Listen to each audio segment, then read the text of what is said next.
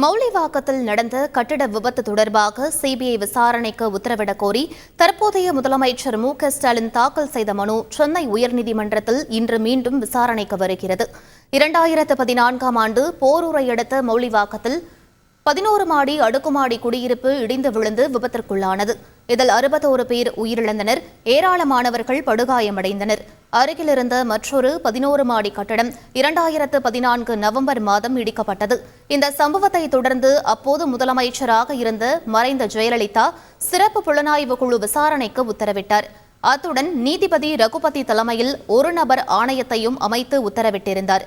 சிறப்பு புலனாய்வு குழு விசாரணை திருப்தி அளிக்கும் வகையில் இல்லை என தெரிவித்து இந்த சம்பவம் தொடர்பாக சிபிஐ விசாரணைக்கு உத்தரவிடக் கோரி அப்போது திமுக பொருளாளராக இருந்த தற்போதைய முதலமைச்சர் ஸ்டாலின் சார்பில் சென்னை உயர்நீதிமன்றத்தில் பொதுநல வழக்கு தாக்கல் செய்யப்பட்டிருந்தது.